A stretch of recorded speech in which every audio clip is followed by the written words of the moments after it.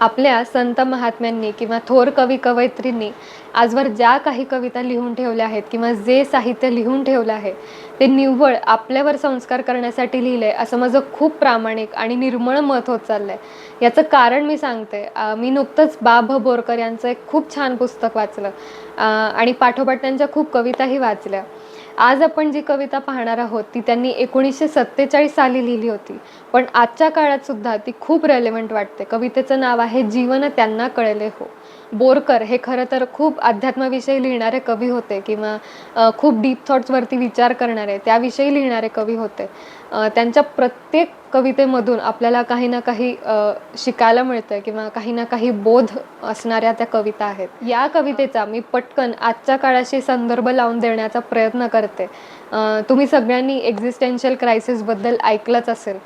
ज्यांना माहीत नाही आहे त्यांच्यासाठी मी थोडं सांगते. एक्झिस्टेन्शियल क्रायसिस ही एक खूप ऑड सिच्युएशन आहे आणि या सिच्युएशनमध्ये जो व्यक्ती फसतो त्या व्यक्तीला खूप चित्रविचित्र प्रश्न पडतात आणि he starts questioning his abilities capabilities किंवा तो जे काही करतोय ते का करतोय किंवा त्याचा जीवनाचा पर्पज काय, जगण्याचा पर्पज काय, असे सगळे प्रश्न त्याला पडू लागतात आणि यांची उत्तरं त्या स्वतः व्यक्तीकडे सुद्धा नसतात आणि त्याच्या आजूबाजूच्या व्यक्तींकडे सुद्धा नसतात. Trust me, I have been through this situation आणि म्हणूनच मला माहिती आहे की या सिच्युएशनमधून बाहेर पडणं खूप अवघड आहे आणि खूप गरजेचं आहे. एखादी सडन घटना आपल्या आयुष्यात घडते आणि त्या घटनेला एक्सेप्ट करणं आपल्याला खूप अवघड जातं. मग ते काहीही असो, पर्सनल एखाद्या व्यक्तीचा पर्सनल लॉस असेल किंवा जॉब लॉस असेल किंवा फायनान्शियल लॉस असेल, कसलाही प्रॉब्लेम असेल, पण आपल्या आजूबाजूची परिस्थिती त्या प्रॉब्लेम्समुळे बदलते आणि त्या परिस्थितीला एक्सेप्ट करणं खूप अवघड जातं. अशा परिस्थितीत जो माणूस फसतो किंवा जो माणूस खूप विचार करतो त्याला तो एक्झिस्टेन्शियल क्रायसिसमध्ये फसतो आणि असा माणूस जगण्याला क्वेश्चन करू लागतो, स्वतःच्या जगण्याला क्वेश्चन करू लागतो. इमॅजिन करा, एक्झिस्टेन्शियल क्रायसिस हे आजकाल खूप कॉमन झालं आहे.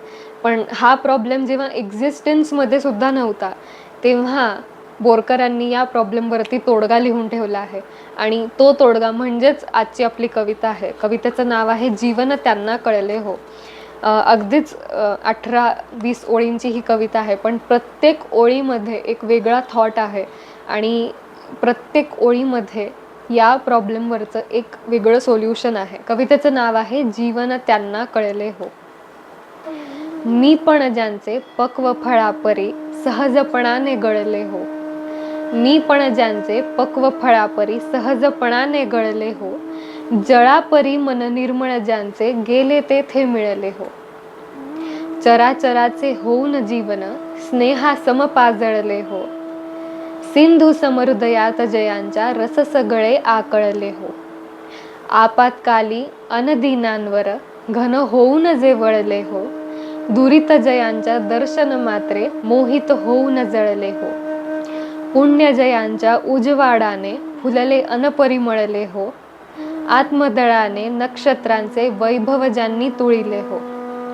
साया साविण ब्रह्मसनातन घरीच ज्या आढळले हो.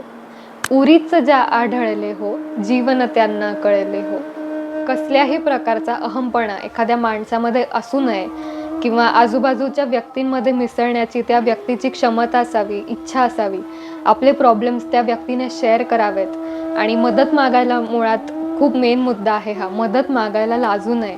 असा एखादा व्यक्ती जर असेल आणि तो एक्झिस्टेन्शियल क्रायसिसमध्ये फसला असेल तर त्याला त्या सिच्युएशनमधून बाहेर पडायला खूप एक सोपा मार्ग सापडतो. पाण्याला जसा रंग नसतो किंवा आकार नसतो तितकं एखाद्या व्यक्तीने निर्मळ असावं आणि आपलं आयुष्य खूप सुंदररित्या जगावं, असा संस्कार बोरकरांची ही कविता करते. आणि शेवटच्या ओळींमध्ये बोरकर असंही म्हणतात की ज्या घरामध्ये ईश्वर, नीती आणि धर्म या 3 गोष्टींना स्थान आहे, ज्या मनामध्ये या 3 गोष्टींना स्थान आहे, जीवन खरोखरी त्या व्यक्तीलाच कळलेलं आहे.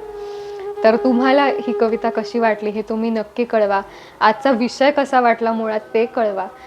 काव्यमनला जास्तीत जास्त लोकांपर्यंत पोहोचवा ही माझी खूप मनापासून रिक्वेस्ट आहे आणि अशाच छान छान कविता मी तुमच्यापर्यंत या उपक्रमातून पोहोचवणार आहेत. असेच वेगवेगळे विचार तुमच्यापर्यंत पोहोचवण्याचा प्रयत्न करणार आहे.